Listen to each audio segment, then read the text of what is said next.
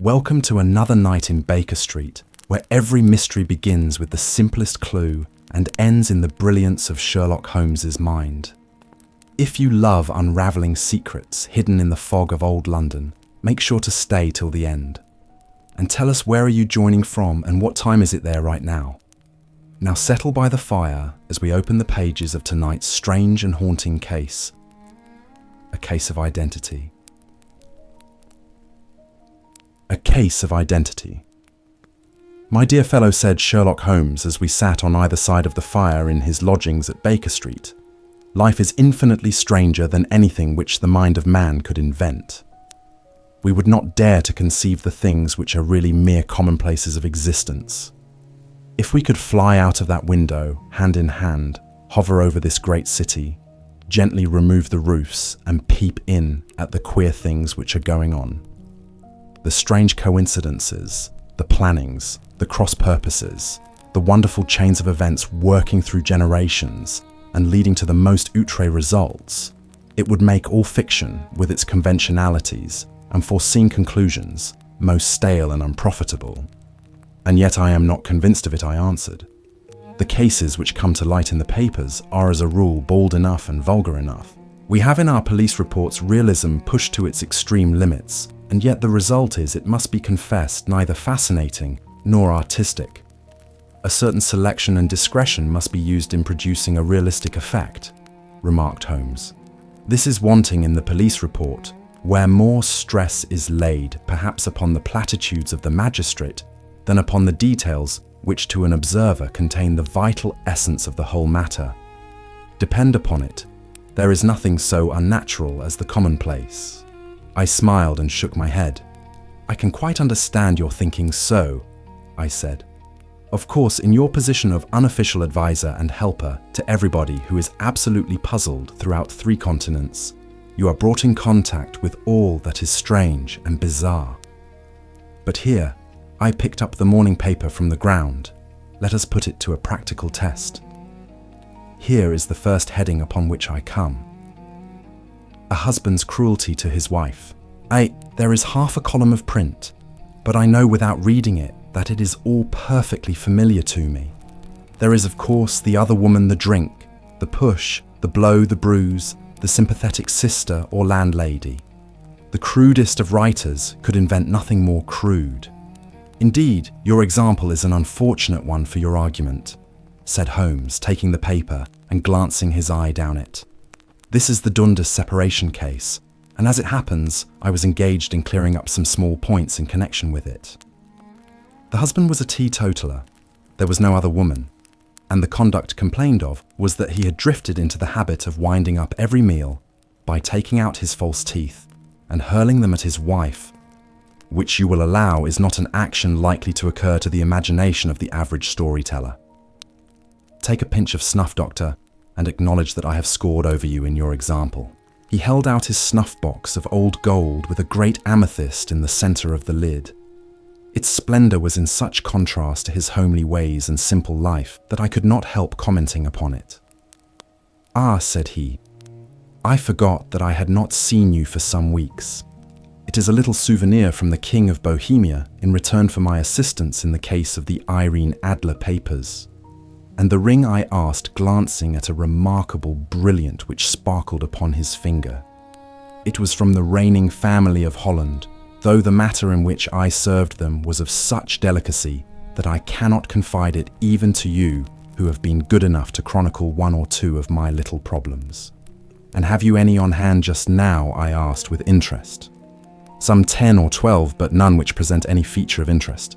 They are important, you understand, without being interesting. Indeed, I have found that it is usually in unimportant matters that there is a field for the observation and for the quick analysis of cause and effect, which gives the charm to an investigation.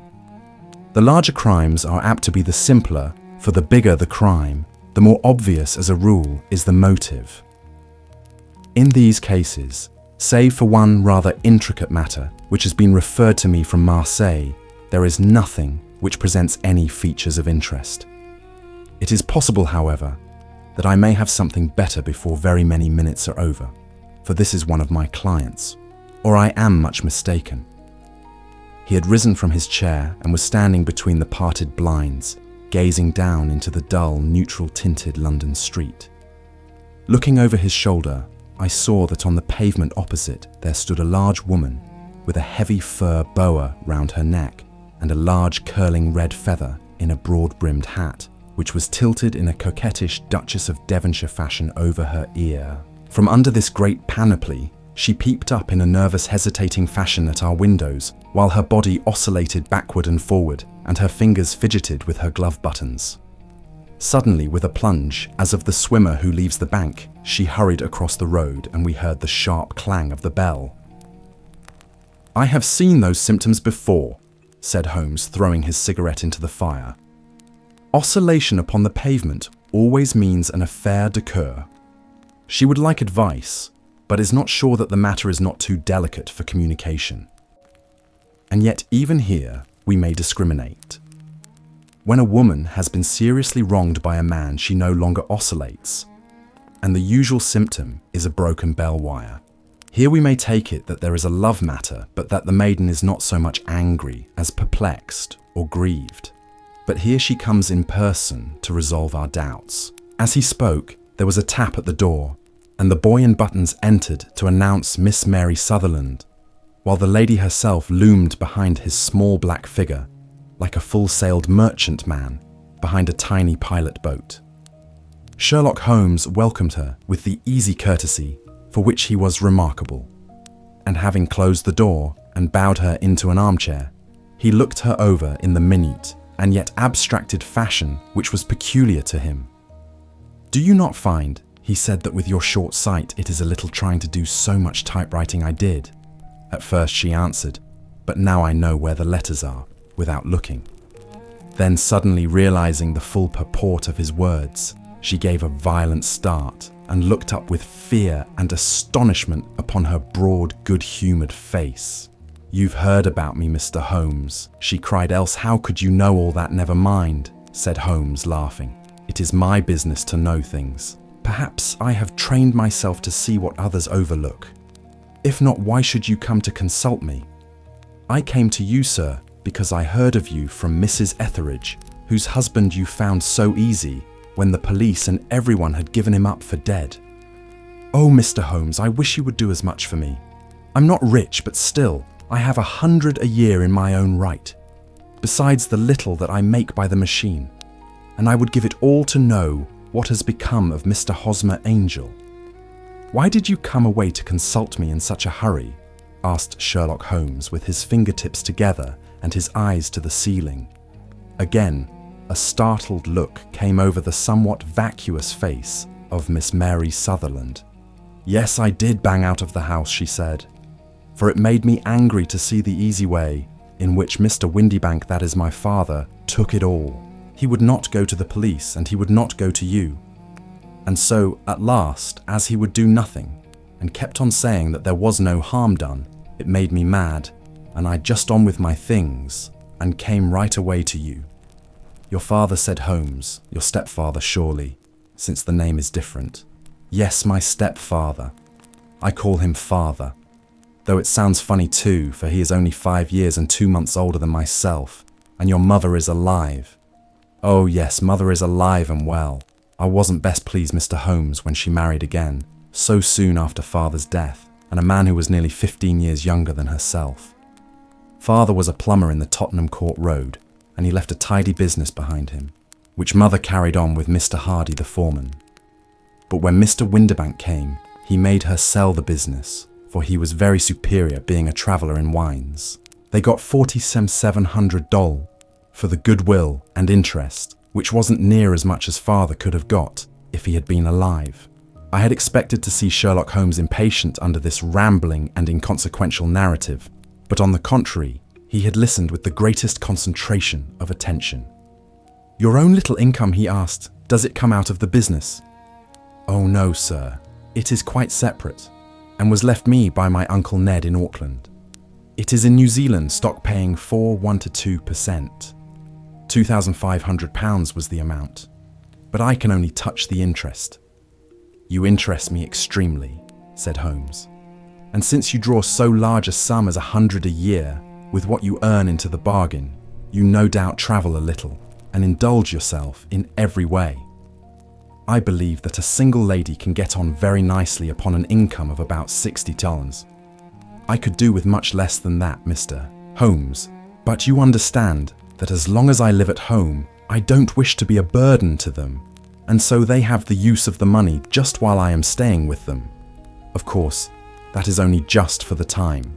Mr. Windibank draws my interest every quarter and pays it over to Mother, and I find that I can do pretty well with what I earn at typewriting. It brings me 2 pence a sheet, and I can often do from 15 to 20 sheets in a day. You have made your position very clear to me, said Holmes. This is my friend Dr. Watson, before whom you can speak as freely as before myself. Kindly tell us now all about your connection with Mr. Hosmer Angel. A flush stole over Miss Sutherland's face, and she picked nervously at the fringe of her jacket. I met him first at the gasfitter's ball, she said. They used to send father tickets when he was alive, and then afterwards they remembered us and sent them to Mother. Mr. Windibank did not wish us to go. He never did wish us to go anywhere. He would get quite mad if I wanted so much as to join a Sunday school treat. But this time I was set on going, and I would go, for what right had he to prevent? He said the folk were not fit for us to know when all Father's friends were to be there. And he said that I had nothing fit to wear when I had my purple plush, that I had never so much as taken out of the drawer. At last, when nothing else would do, he went off to France upon the business of the firm, but we went Mother and I with Mr. Hardy, who used to be our foreman, and it was there I met Mr. Hosmer Angel. I suppose, said Holmes, that when Mr. Windibank came back from France, he was very annoyed at your having gone to the ball. Oh well, he was very good about it. He laughed, I remember, and shrugged his shoulders, and said there was no use denying anything to a woman, for she would have her way. I see. Then, at the gasfitter's ball, you met, as I understand, a gentleman called Mr. Hosmer Angel. Yes, sir. I met him that night, and he called next day to ask if we had got home all safe. And after that we met him, that is to say, Mr. Holmes. I met him twice for walks, but after that Father came back again, and Mr. Hosmer Angel could not come to the house any more. No. Well, you know, Father didn't like anything of the sort. He wouldn't have any visitors if he could help it. And he used to say that a woman should be happy in her own family circle. But then, as I used to say to Mother, a woman wants her own circle to begin with, and I had not got mine yet. But how about Mr. Hosmer Angel? Did he make no attempt to see you? Well, Father was going off to France again in a week, and Hosmer wrote and said that it would be safer and better not to see each other until he had gone. We could write in the meantime, and he used to write every day. I took the letters in the morning, so there was no need for Father to know. Were you engaged to the gentleman at this time? Oh yes, Mr. Holmes. We were engaged after the first walk that we took. Hosmer. Mr. Angel was a cashier in an office in Leadenhall Street. And what office? That's the worst of it. Mr. Holmes, I don't know. Where did he live then? He slept on the premises, and you don't know his address? No, except that it was Leadenhall Street. Where did you address your letters then? To the Leadenhall Street post office, to be left till called for. He said that if they were sent to the office, he would be chaffed by all the other clerks about having letters from a lady. So I offered to typewrite them like he did his, but he wouldn't have that, for he said that when I wrote them, they seemed to come from me. But when they were typewritten, he always felt that the machine had come between us. That will just show you how fond he was of me, Mr. Holmes, and the little things that he would think of. It was most suggestive, said Holmes. It has long been an axiom of mine that the little things are infinitely the most important. Can you remember any other little things about Mr. Hosmer Angel? He was a very shy man, Mr. Holmes.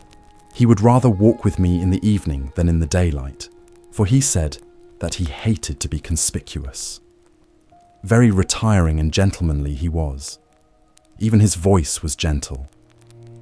He'd had the quinsy and swollen glands when he was young, he told me, and it had left him with a weak throat and a hesitating, whispering fashion of speech. He was always well dressed, very neat and plain, but his eyes were weak, just as mine are, and he wore tinted glasses against the glare. Well, and what happened when Mr. Windibank, your stepfather, returned to France?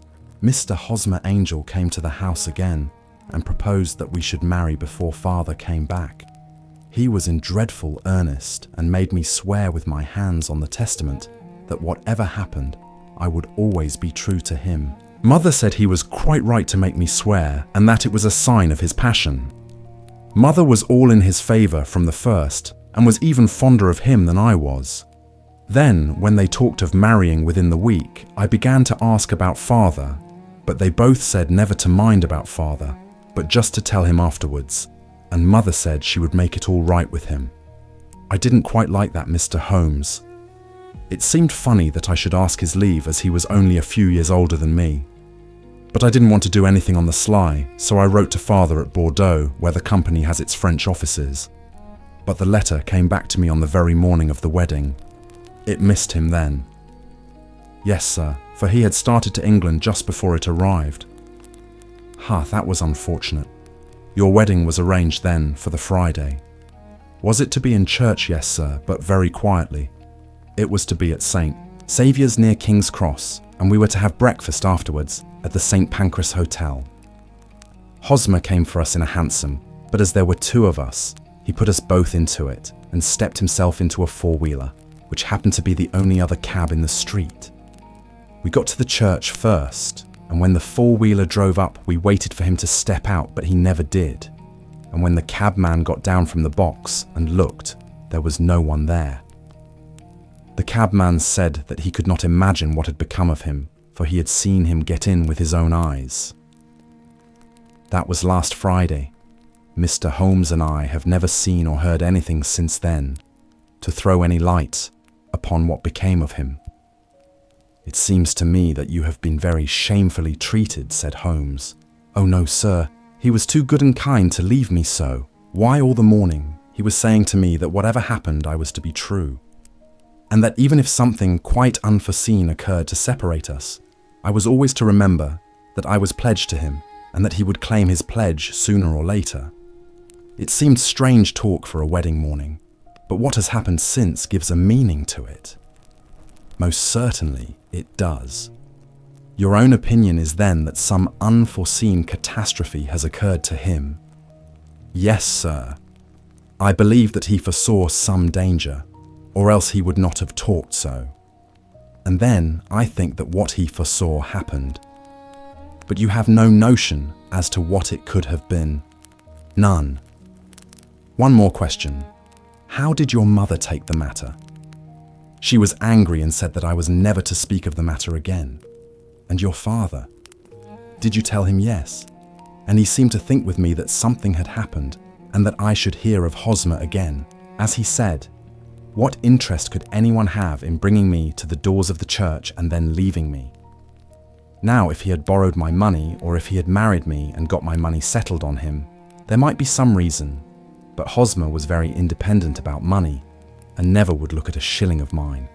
And yet what could have happened? And why could he not write? Oh, it drives me half mad to think of it, and I can't sleep a wink at night. She pulled a little handkerchief out of her muff and began to sob heavily into it. I shall glance into the case for you, said Holmes, rising, and I have no doubt that we shall reach some definite results. Let the weight of the matter rest upon me now, and do not let your mind dwell upon it further. Above all, try to let Mr. Hosmer Angel vanish from your memory as he has done from your life. Then you don't think I'll see him again, I fear not. Then what has happened to him? You will leave that question in my hands. I should like an accurate description of him and any letters of his which you can spare. I advertised for him in last Saturday's Chronicle, said she. Here is the slip and here are 4 letters from him. Thank you. And your address, number 31, Lion Place, Camberwell. Mr. Angel's address you never had I understand. Where is your father's place of business? He travels for Westhouse and Marbank, the great claret importers of Fenchurch Street. Thank you. You have made your statement very clearly. You will leave the papers here and remember the advice which I have given you. Let the whole incident be a sealed book and do not allow it to affect your life. You are very kind, Mr. Holmes, but I cannot do that. I shall be true to Hosmer. He shall find me ready when he comes back. For all the preposterous hat and the vacuous face, there was something noble in the simple faith of our visitor, which compelled our respect. She laid her little bundle of papers upon the table and went her way with a promise to come again whenever she might be summoned. Sherlock Holmes sat silent for a few minutes with his fingertips still pressed together. His legs stretched out in front of him and his gaze directed upward to the ceiling. Then he took down from the rack the old and oily clay pipe, which was to him as a counsellor, and having lit it, he leaned back in his chair with the thick blue cloud wreaths spinning up from him, and a look of infinite languor in his face. Quite an interesting study, that maiden, he observed. I found her more interesting than her little problem, which, by the way, is rather a trite one. You will find parallel cases if you consult my index in Andover in '77, and there was something of the sort at The Hague last year. Old as is the idea, however, there were one or two details which were new to me, but the maiden herself was most instructive. You appeared to read a good deal upon her, which was quite invisible to me, I remarked. Not invisible, but unnoticed, Watson. You did not know where to look, and so you missed all that was important. I can never bring you to realize the importance of sleeves, the suggestiveness of thumbnails, or the great issues that may hang from a bootlace. Now, what did you gather from that woman's appearance? Describe it. Well, she had a slate-coloured, broad-brimmed straw hat with a feather of a brickish red. Her jacket was black, with black beads sewn upon it, and a fringe of little black jet ornaments. Her dress was brown, rather darker than coffee colour, with a little purple plush at the neck and sleeves. Her gloves were greyish and were worn through at the right forefinger. Her boots I didn't observe. She had small, round, hanging gold earrings and a general air of being fairly well-to-do in a vulgar, comfortable, easygoing way. Sherlock Holmes clapped his hands softly together and chuckled. "Upon my word, Watson, you are coming along wonderfully. You have really done very well indeed. It is true that you have missed everything of importance, but you have hit upon the method, and you have a quick eye for colour. Never trust to general impressions, my boy, but concentrate yourself upon details. My first glance is always at a woman's sleeve. In a man, it is perhaps better first to take the knee of the trouser. As you observe, this woman had plush upon her sleeves, which is a most useful material for showing traces. The double line a little above the wrist, where the typewriter presses against the table, was beautifully defined. The sewing machine of the hand type leaves a similar mark, but only on the left arm and on the side of it, farthest from the thumb, instead of being right across the broadest part, as this was. I then glanced at her face, and observing the dint of a pince-nez at either side of her nose, I ventured a remark upon short sight and typewriting, which seemed to surprise her. It surprised me, but surely it was obvious. I was then much surprised and interested on glancing down to observe that though the boots which she was wearing were not unlike each other, they were really odd ones. The one having a slightly decorated toe cap, and the other a plain one. One was buttoned only in the 2 lower buttons out of 5, and the other at the first, third and fifth. Now, when you see that a young lady otherwise neatly dressed has come away from home with odd boots, half-buttoned, it is no great deduction to say that she came away in a hurry. And what else? I asked, keenly interested as I always was by my friend's incisive reasoning. I noted in passing that she had written a note before leaving home, but after being fully dressed. You observed that her right glove was torn at the forefinger, but you did not apparently see that both glove and finger were stained with violet ink. She had written in a hurry and dipped her pen too deep. It must have been this morning, or the mark would not remain clear upon the finger. All this is amusing, though rather elementary, but I must go back to business, Watson. Would you mind reading me the advertised description of Mr. Hosmer Angel? I held the little printed slip to the light. Missing it said, on the morning of the 14th, a gentleman named Hosmer Angel, about 5 feet in 7 in height, strongly built, sallow complexion, black hair, a little bald in the centre, bushy black side whiskers and moustache, tinted glasses, slight infirmity of speech, was dressed when last seen in black frock coat faced with silk black waistcoat gold, Albert chain, and grey Harris tweed trousers with brown gaiters over elastic-sided boots. Known to have been employed in an office in Leadenhall Street. Anybody bringing that will do, said Holmes. As to the letters, he continued, glancing over them. They are very commonplace. Absolutely no clue in them to Mr. Angel, save that he quotes Balzac once. There is one remarkable point, however, which will no doubt strike you. They are typewritten, I remarked. Not only that, but the signature is typewritten. Look at the neat little Hosmer Angel at the bottom. There is a date, you see, but no superscription except Leadenhall Street, which is rather vague. The point about the signature is very suggestive. In fact, we may call it conclusive. Of what, my dear fellow, is it possible you do not see how strongly it bears upon the case? I cannot say that I do, unless it were that he wished to be able to deny his signature if an action for breach of promise were instituted. No, that was not the point. However, I shall write 2 letters which should settle the matter. One is to a firm in the city, the other is to the young lady's stepfather, Mr. Windibank, asking him whether he could meet us here at 6 o'clock tomorrow evening. It is just as well that we should do business with the male relatives. And now, Doctor, we can do nothing until the answers to those letters come, so we may put our little problem upon the shelf for the interim. I had had so many reasons to believe in my friend's subtle powers of reasoning and extraordinary energy in action that I felt that he must have some solid grounds for the assured and easy demeanour with which he treated the singular mystery which he had been called upon to fathom. Once only had I known him to fail in the case of the King of Bohemia and of the Irene Adler photograph.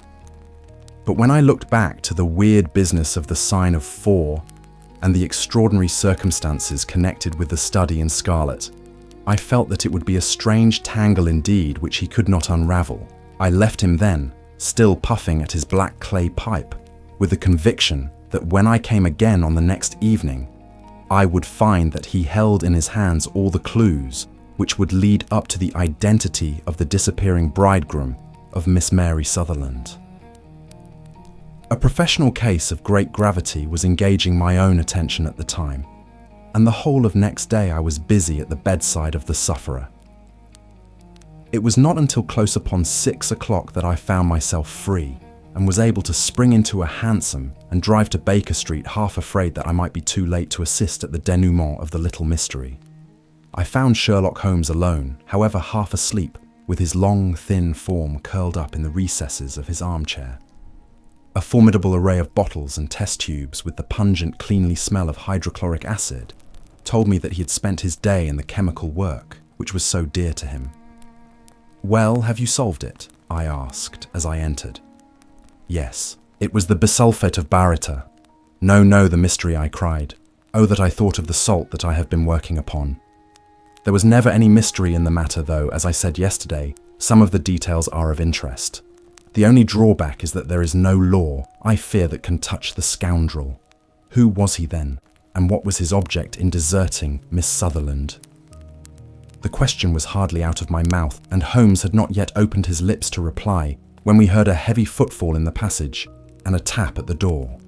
"This is the girl's stepfather, Mr. James Windibank," said Holmes. "He has written to me to say that he would be here at 6. Come in." The man who entered was a sturdy, middle-sized fellow, some 30 years of age, clean-shaven and sallow-skinned, with a bland, insinuating manner and a pair of wonderfully sharp and penetrating grey eyes. He shot a questioning glance at each of us, placed his shiny top hat upon the sideboard, and with a slight bow sidled down into the nearest chair. "Good evening, Mr. James Windibank," said Holmes. "I think that this typewritten letter is from you in which you made an appointment with me for 6 o'clock. Yes, sir. I am afraid that I am a little late, but I am not quite my own master. You know, I am sorry that Miss Sutherland has troubled you about this little matter, for I think it is far better not to wash linen of the sort in public. It was quite against my wishes that she came, but she is a very excitable, impulsive girl, as you may have noticed, and she is not easily controlled when she has made up her mind on a point. Of course, I did not mind you so much as you are not connected with the official police, but it is not pleasant to have a family misfortune like this noised abroad. Besides, it is a useless expense, for how could you possibly find this Hosmer Angel? On the contrary, said Holmes quietly, I have every reason to believe that I will succeed in discovering Mr. Hosmer Angel. Mr. Windibank gave a violent start and dropped his gloves. I am delighted to hear it, he said. It is a curious thing, remarked Holmes, that a typewriter has really quite as much individuality as a man's handwriting. Unless they are quite new, no two of them write exactly alike. Some letters get more worn than others, and some wear only on one side. Now you remark in this note of yours, Mr. Windibank, that in every case there is some little slurring over of the E and a slight defect in the tail of the R. There are 14 other characteristics, but those are the more obvious. We do all our correspondence with this machine at the office, and no doubt it is a little worn. Our visitor answered, glancing keenly at Holmes with his bright little eyes. And now I will show you what is really a very interesting study, Mr. Windibank, Holmes continued. I think of writing another little monograph some of these days on the typewriter and its relation to crime. It is a subject to which I have devoted some little attention. I have here 4 letters which purport to come from the missing man. They are all typewritten. In each case, not only are the E's slurred and the R's tailless, but you will observe, if you care to use my magnifying lens, that the 14 other characteristics to which I have alluded are there as well. Mr. Windibank sprang out of his chair and picked up his hat. I cannot waste time over this sort of fantastic talk, Mr. Holmes, he said. If you can catch the man, catch him and let me know when you have done it. Certainly, said Holmes, stepping over and turning the key in the door. I let you know then that I have caught him. What? Where? Shouted Mr. Windibank, turning white to his lips and glancing about him like a rat in a trap. Oh, it won't do, really it won't, said Holmes suavely. There is no possible getting out of it, Mr. Windibank. It is quite too transparent, and it was a very bad compliment when you said that it was impossible for me to solve so simple a question. That's right. Sit down and let us talk it over. Our visitor collapsed into a chair with a ghastly face and a glitter of moisture on his brow. It's not actionable, he stammered. I am very much afraid that it is not. But between ourselves, Windibank, it was as cruel and selfish and heartless a trick in a petty way as ever came before me.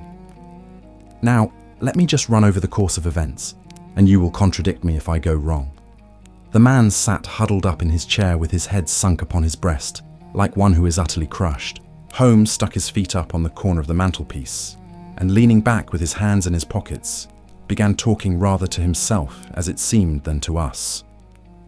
The man married a woman very much older than himself, for her money, said he, and he enjoyed the use of the money of the daughter as long as she lived with them. It was a considerable sum for people in their position, and the loss of it would have made a serious difference. It was worth an effort to preserve it. The daughter was of a good, amiable disposition, but affectionate and warm-hearted in her ways, so that it was evident that with her fair personal advantages and her little income, she would not be allowed to remain single long. Now, her marriage would mean, of course, the loss of 100 a year. So what does her stepfather do to prevent it? He takes the obvious course of keeping her at home and forbidding her to seek the company of people of her own age. But soon, he found that that would not answer forever. She became restive, insisted upon her rights, and finally announced her positive intention of going to a certain ball. What does her clever stepfather do then? He conceives an idea more creditable to his head than to his heart. With the connivance and assistance of his wife, he disguised himself, covered those keen eyes with tinted glasses, masked the face with a moustache, and a pair of bushy whiskers sunk that clear voice into an insinuating whisper, and doubly secure, on account of the girl's short sight, he appears as Mr. Hosmer Angel, and keeps off other lovers by making love himself. It was only a joke, at first groaned our visitor. We never thought that she would have been so carried away. Very likely not. However that may be, the young lady was very decidedly carried away, and having quite made up her mind that her stepfather was in France, the suspicion of treachery never for an instant entered her mind. She was flattered by the gentleman's attentions, and the effect was increased by the loudly expressed admiration of her mother. Then Mr. Angel began to call for, it was obvious that the matter should be pushed as far as it would go if a real effect were to be produced. There were meetings and an engagement which would finally secure the girl's affections from turning towards anyone else. But the deception could not be kept up forever. These pretended journeys to France were rather cumbrous. The thing to do was clearly to bring the business to an end in such a dramatic manner that it would leave a permanent impression upon the young lady's mind and prevent her from looking upon any other suitor for some time to come. Hence those vows of fidelity exacted upon a testament, and hence also the allusions to a possibility of something happening on the very morning of the wedding. James Windibank wished Miss Sutherland to be so bound to Hosmer Angel and so uncertain as to his fate that for 10 years to come, at any rate, she would not listen to another man. As far as the church door he brought her, and then as he could go no farther, he conveniently vanished away by the old trick of stepping in at one door of a four-wheeler and out at the other. I think that was the chain of events, Mr. Windibank.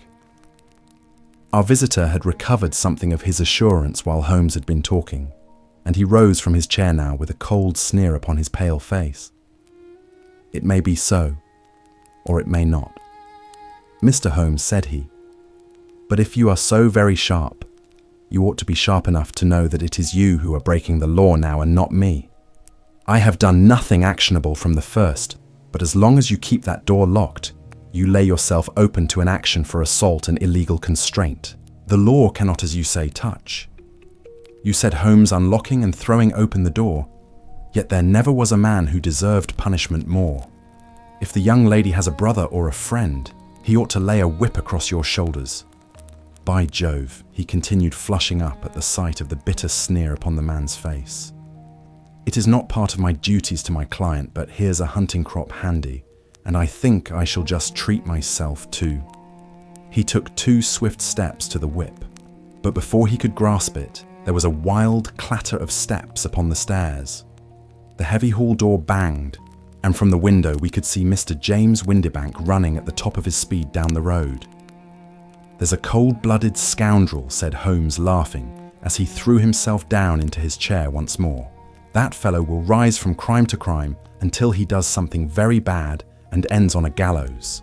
The case has in some respects been not entirely devoid of interest. I cannot now entirely see all the steps of your reasoning, I remarked.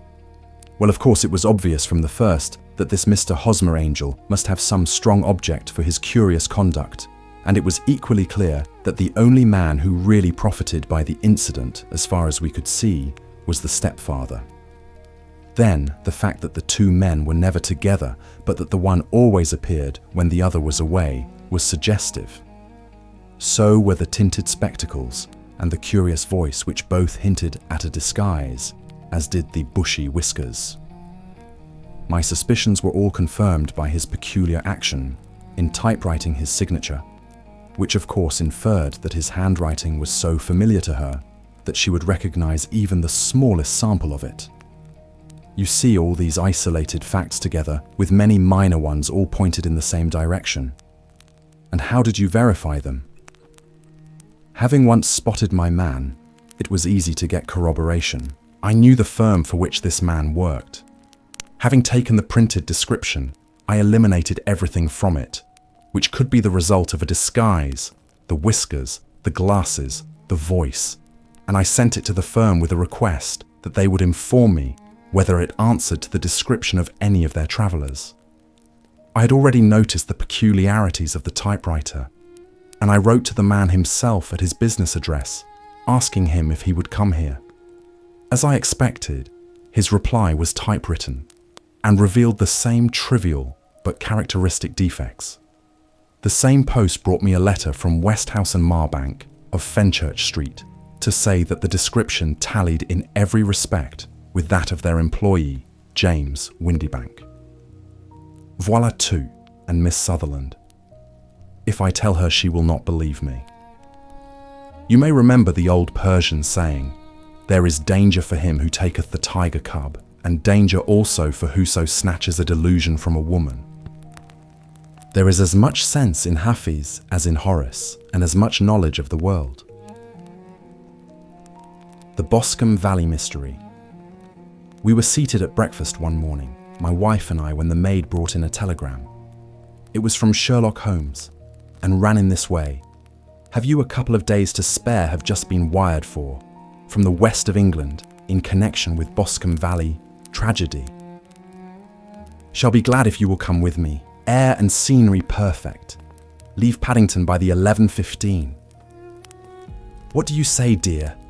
said my wife, looking across at me. "Will you go? I really don't know what to say. I have a fairly long list at present. Oh, Anne Struther would do your work for you. You have been looking a little pale lately. I think that the change would do you good, and you are always so interested in Mr. Sherlock Holmes's cases." "I should be ungrateful if I were not seeing what I gained through one of them," I answered. "But if I am to go, I must pack at once, for I have only half an hour. My experience of camp life in Afghanistan had at least had the effect of making me a prompt and ready traveller. My wants were few and simple, so that in less than the time stated, I was in a cab with my valise rattling away to Paddington Station. Sherlock Holmes was pacing up and down the platform, his tall, gaunt figure made even gaunter and taller by his long grey travelling cloak and close-fitting cloth cap. "It is really very good of you to come, Watson," said he. "It makes a considerable difference to me having someone with me on whom I can thoroughly rely. Local aid is always either worthless or else biased. If you will keep the 2 corner seats, I shall get the tickets." We had the carriage to ourselves, save for an immense litter of papers which Holmes had brought with him. Among these, he rummaged and read, with intervals of note-taking and of meditation, until we were past Reading. Then, he suddenly rolled them all into a gigantic ball and tossed them up onto the rack. "Have you heard anything of the case?" he asked. "Not a word. I have not seen a paper for some days. The London press has not had very full accounts. I have just been looking through all the recent papers in order to master the particulars. It seems from what I gather to be one of those simple cases which are so extremely difficult. That sounds a little paradoxical, but it is profoundly true. Singularity is almost invariably a clue. The more featureless and commonplace a crime is, the more difficult it is to bring it home. In this case, however, they have established a very serious case against the son of the murdered man. It is a murder, then? Well, it is conjectured to be so. I shall take nothing for granted until I have the opportunity of looking personally into it. I will explain the state of things to you, as far as I've been able to understand it, in a very few words. Boscombe Valley is a country district not very far from Ross in Herefordshire. The largest landed proprietor in that part is a Mr. John Turner, who made his money in Australia and returned some years ago to the old country. One of the farms which he held, that of Hatherley, was let to Mr. Charles McCarthy, who was also an ex-Australian. The men had known each other in the colonies, so that it was not unnatural that when they came to settle down, they should do so as near each other as possible. Turner was apparently the richer man, so McCarthy became his tenant, but still remained, it seems, upon terms of perfect equality, as they were frequently together. McCarthy had one son, a lad of 18, and Turner had an only daughter of the same age, but neither of them had wives living. They appear to have avoided the society of the neighbouring English families, and to have led retired lives, though both the McCarthys were fond of sport and were frequently seen at the race meetings of the neighbourhood. McCarthy kept 2 servants, a man and a girl. Turner had a considerable household, some half dozen at the least. That is, as much as I have been able to gather about the families. Now for the facts. On June 3rd, that is on Monday, last McCarthy left his house at Hatherley about 3 in the afternoon and walked down to the Boscombe pool, which is a small lake formed by the spreading out of the stream which runs down the Boscombe Valley. He had been out with his serving man in the morning at Ross, and he had told the man that he must hurry as he had an appointment of importance to keep at 3. From that appointment, he never came back alive. From Hatherley farmhouse to the Boscombe pool is a quarter of a mile, and 2 people saw him as he passed over this ground. One was an old woman whose name is not mentioned, and the other was William Crowder, a gamekeeper in the employ of Mr. Turner. Both these witnesses depose that Mr. McCarthy was walking alone. The gamekeeper adds that within a few minutes of his seeing Mr. McCarthy pass, he had seen his son Mr. James McCarthy going the same way with a gun under his arm. To the best of his belief, the father was actually in sight at the time and the son was following him. He thought no more of the matter until he heard in the evening of the tragedy that had occurred. The 2 McCarthys were seen after the time when William Crowder, the gamekeeper, lost sight of them. The Boscombe pool is thickly wooded round with just a fringe of grass and of reeds round the edge. A girl of 14. Patience Moran, who is the daughter of the lodgekeeper of the Boscombe Valley estate, was in one of the woods picking flowers. She states that while she was there, she saw at the border of the wood and close by the lake Mr. McCarthy and his son, and that they appeared to be having a violent quarrel. She heard Mr. McCarthy the elder using very strong language to his son, and she saw the latter raise up his hand as if to strike his father. She was so frightened by their violence that she ran away and told her mother when she reached home that she had left the 2 McCarthys quarrelling near Boscombe pool and that she was afraid that they were going to fight.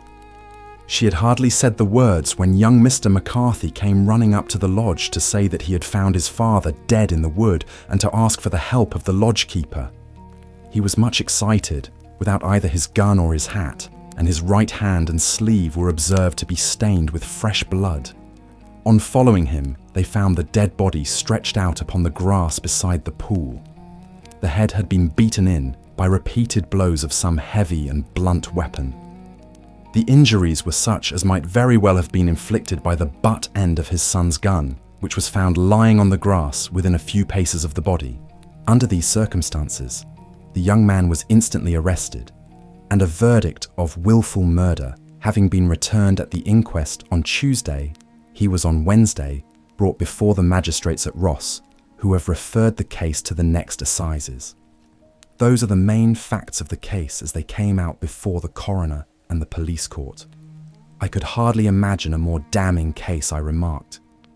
If ever circumstantial evidence pointed to a criminal, it does so here. Circumstantial evidence is a very tricky thing, answered Holmes thoughtfully. It may seem to point very straight to one thing, but if you shift your own point of view a little, you may find it pointing in an equally uncompromising manner to something entirely different. It must be confessed, however, that the case looks exceedingly grave against the young man, and it is very possible that he is indeed the culprit. There are several people in the neighbourhood, however, and among them, Miss Turner, the daughter of the neighbouring landowner, who believe in his innocence and who have retained Lestrade, whom you may recollect in connection with the study in Scarlet, to work out the case in his interest. Lestrade, being rather puzzled, has referred the case to me, and hence it is that 2 middle-aged gentlemen are flying westward at 50 miles an hour instead of quietly digesting their breakfasts at home. I am afraid, said I, that the facts are so obvious that you will find little credit to be gained out of this case. There is nothing more deceptive than an obvious fact, he answered, laughing. Besides, we may chance to hit upon some other obvious facts which may have been by no means obvious to Mr. Lestrade. You know me too well to think that I am boasting when I say that I shall either confirm or destroy his theory by means which he is quite incapable of employing or even of understanding. To take the first example to hand, I very clearly perceive that in your bedroom, the window is upon the right-hand side, and yet I question whether Mr. Lestrade would have noted even so self-evident a thing as that. How on earth, my dear fellow, I know you well. I know the military neatness which characterizes you. You shave every morning, and in this season you shave by the sunlight. But since your shaving is less and less complete, as we get farther back on the left side until it becomes positively slovenly as we get round the angle of the jaw, it is surely very clear that that side is less illuminated than the other. I could not imagine a man of your habits looking at himself in an equal light and being satisfied with such a result. I only quote this as a trivial example of observation and inference. Therein lies my métier, and it is just possible that it may be of some service in the investigation which lies before us. There are one or two minor points which were brought out in the inquest and which are worth considering. What are they? It appears that his arrest did not take place at once, but after the return to Hatherley Farm. On the Inspector of Constabulary informing him that he was a prisoner, he remarked that he was not surprised to hear it, and that it was no more than his deserts. This observation of his had the natural effect of removing any traces of doubt which might have remained in the minds of the coroner's jury. It was a confession, I ejaculated. No, for it was followed by a protestation of innocence. Coming on the top of such a damning series of events, it was at least a most suspicious remark. On the contrary, said Holmes, it is the brightest rift which I can at present see in the clouds. However innocent he might be, he could not be such an absolute imbecile as not to see that the circumstances were very black against him. Had he appeared surprised at his own arrest, or feigned indignation at it, I should have looked upon it as highly suspicious, because such surprise or anger would not be natural under the circumstances, and yet might appear to be the best policy to a scheming man. His frank acceptance of the situation marks him as either an innocent man, or else as a man of considerable self-restraint and firmness. As to his remark about his deserts, it was also not unnatural if you consider that he stood beside the dead body of his father, and that there is no doubt that he had that very day so far forgotten his filial duty as to bandy words with him. And even according to the little girl whose evidence is so important to raise his hand as if to strike him, the self-reproach and contrition which are displayed in his remark appear to me to be the signs of a healthy mind rather than of a guilty one. I shook my head. Many men have been hanged on far slighter evidence, I remarked. So they have. And many men have been wrongfully hanged. What is the young man's own account of the matter? It is, I am afraid, not very encouraging to his supporters, though there are one or two points in it which are suggestive. You will find it here, and may read it for yourself. He picked out from his bundle a copy of the local Herefordshire paper, and having turned down the sheet, he pointed out the paragraph in which the unfortunate young man had given his own statement of what had occurred. I settled myself down in the corner of the carriage and read it very carefully. It ran in this way: Mr. James McCarthy, the only son of the deceased, was then called and gave evidence as follows. I had been away from home for 3 days at Bristol and had only just returned upon the morning of last Monday the 3rd. My father was absent from home at the time of my arrival, and I was informed by the maid that he had driven over to Ross with John Cobb the groom. Shortly after my return, I heard the wheels of his trap in the yard, and looking out of my window, I saw him get out and walk rapidly out of the yard, though I was not aware in which direction he was going. I then took my gun and strolled out in the direction of the Boscombe pool with the intention of visiting the rabbit warren which is upon the other side. On my way, I saw William Crowder, the gamekeeper, as he had stated in his evidence, but he is mistaken in thinking that I was following my father. I had no idea that he was in front of me. When about 100 yards from the pool, I heard a cry of cooey, which was a usual signal between my father and myself. I then hurried forward and found him standing by the pool. He appeared to be much surprised at seeing me and asked me rather roughly what I was doing there. A conversation ensued, which led to high words and almost to blows, for my father was a man of a very violent temper. Seeing that his passion was becoming ungovernable, I left him and returned towards Hatherley Farm. I had not gone more than 150 yards, however, when I heard a hideous outcry behind me, which caused me to run back again. I found my father expiring upon the ground with his head terribly injured. I dropped my gun and held him in my arms, but he almost instantly expired. I knelt beside him for some minutes and then made my way to Mr. Turner's lodgekeeper, his house being the nearest, to ask for assistance. I saw no one near my father when I returned, and I have no idea how he came by his injuries. He was not a popular man, being somewhat cold and forbidding in his manners, but he had, as far as I know, no active enemies. I know nothing further of the matter. The coroner: did your father make any statement to you before he died? Witness: he mumbled a few words, but I could only catch some allusion to a rat. The coroner: what did you understand by that witness? It conveyed no meaning to me. I thought that he was delirious. The coroner: what was the point upon which you and your father had this final quarrel?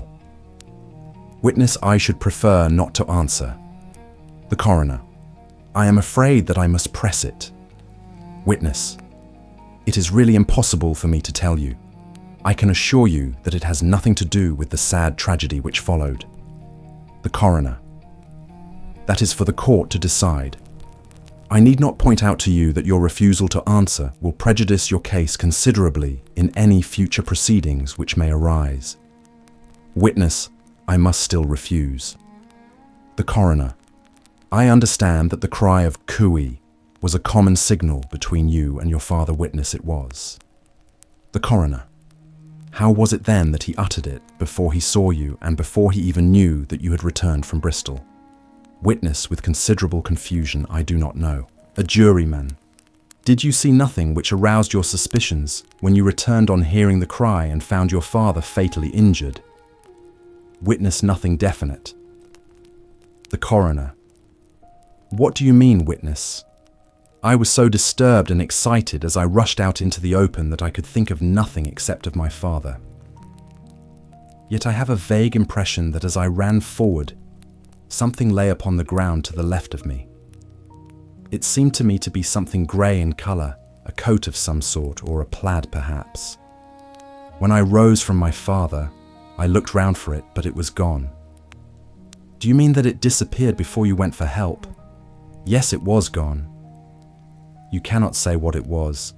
No, I had a feeling something was there. How far from the body? 12 yards or so. And how far from the edge of the wood? About the same. Then, if it was removed, it was while you were within 12 yards of it. Yes, but with my back towards it. This concluded the examination of the witness. I see, said I, as I glanced down the column, that the coroner in his concluding remarks was rather severe upon young McCarthy. He calls attention, and with reason, to the discrepancy about his father having signalled to him before seeing him, also to his refusal to give details of his conversation with his father and his singular account of his father's dying words. They are all, as he remarks, very much against the son. Holmes laughed softly to himself and stretched himself out upon the cushioned seat. Both you and the coroner have been at some pains, said he, to single out the very strongest points in the young man's favour. Don't you see that you alternately give him credit for having too much imagination and too little if he could not invent a cause of quarrel, which would give him the sympathy of the jury, too much if he evolved from his own inner consciousness anything so outré as a dying reference to a rat and the incident of the vanishing cloth? No, sir. I shall approach this case from the point of view that what this young man says is true, and we shall see whither that hypothesis will lead us. And now here is my pocket Petrarch, and not another word shall I say of this case until we are on the scene of action. We lunch at Swindon, and I see that we shall be there in 20 minutes. It was nearly 4 o'clock when we at last, after passing through the beautiful Stroud Valley and over the broad gleaming Severn, found ourselves at the pretty little country town of Ross. A lean, ferret-like man, furtive and sly-looking, was waiting for us upon the platform. In spite of the light brown dust coat and leather leggings which he wore in deference to his rustic surroundings, I had no difficulty in recognising Lestrade of Scotland Yard. With him, we drove to the Hereford Arms, where a room had already been engaged for us. "I have ordered a carriage," said Lestrade as we sat over a cup of tea. "I knew your energetic nature and that you would not be happy until you had been on the scene of the crime." "It was very nice and complimentary of you," Holmes answered. "It is entirely a question of barometric pressure." Lestrade looked startled. "I do not quite follow," he said. "How is the glass 29 I see? No wind and not a cloud in the sky. I have a case full of cigarettes here which need smoking, and the sofa is very much superior to the usual country hotel abomination. I do not think that it is probable that I shall use the carriage tonight." Lestrade laughed indulgently. "You have no doubt already formed your conclusions from the newspapers," he said. "The case is as plain as a pikestaff, and the more one goes into it, the plainer it becomes. Still, of course, one can't refuse a lady, and such a very positive one too. She has heard of you, and would have your opinion though. I repeatedly told her that there was nothing which you could do, which I had not already done. Why, bless my soul, here is her carriage at the door." He had hardly spoken before there rushed into the room one of the most lovely young women that I have ever seen in my life. Her violet eyes shining her lips, parted, a pink flush upon her cheeks, all thought of her natural reserve lost in her overpowering excitement and concern. "Oh, Mr. Sherlock Holmes," she cried, glancing from one to the other of us, and finally, with a woman's quick intuition fastening upon my companion. "I am so glad that you have come. I have driven down to tell you so. I know that James didn't do it. I know it, and I want you to start upon your work knowing it too. Never let yourself doubt upon that point. We have known each other since we were little children, and I know his faults as no one else does, but he is too tender-hearted to hurt a fly. Such a charge is absurd to anyone who really knows him. I hope we may clear him. Miss Turner said, 'Sherlock Holmes, you may rely upon my doing all that I can, but you have read the evidence. You have formed some conclusion. Do you not see some loophole, some flaw? Do you not yourself think that he is innocent?' I think that it is very probable." "There now," she cried, throwing back her head and looking defiantly at Lestrade. "You hear he gives me hopes." Lestrade shrugged his shoulders. "I'm afraid that my colleague has been a little quick in forming his conclusions," he said. "But he is right. Oh, I know that he is right. James never did it. And about his quarrel with his father, I am sure that the reason why he would not speak about it to the coroner was because I was concerned in it." "In what way?" asked Holmes. "It is no time for me to hide anything. James and his father had many disagreements about me. Mr. McCarthy was very anxious that there should be a marriage between us. James and I have always loved each other as brother and sister. But of course he is young and has seen very little of life yet, and well, he naturally did not wish to do anything like that yet. So there were quarrels, and this I am sure was one of them." "And your father?" asked Holmes. "Was he in favour of such a union?" "No, he was averse to it also. No one but Mr. McCarthy was in favour of it." A quick blush passed over her fresh young face as Holmes shot one of his keen, questioning glances at her. "Thank you for this information," said he. "May I see your father if I call tomorrow? I'm afraid the doctor won't allow it." "The doctor?" "Yes. Have you not heard? Poor father has never been strong for years back, but this has broken him down completely. He is taken to his bed, and Dr. Willows says that he is a wreck and that his nervous system is shattered. Mr. McCarthy was the only man alive who had known Dad in the old days in Victoria." "Ah, in Victoria. That is important. Yes, at the mines." "Quite so. At the gold mines, where, as I understand, Mr. Turner made his money." "Yes, certainly. Thank you, Miss Turner. You have been of material assistance to me. You will tell me if you have any news tomorrow." "No doubt you will go to the prison to see James." "Oh, if you do, Mr. Holmes, do tell him that I know him to be innocent." "I will, Miss Turner. I must go home now, for Dad is very ill, and he misses me so if I leave him. Goodbye, and God help you in your undertaking." She hurried from the room as impulsively as she had entered, and we heard the wheels of her carriage rattle off down the street.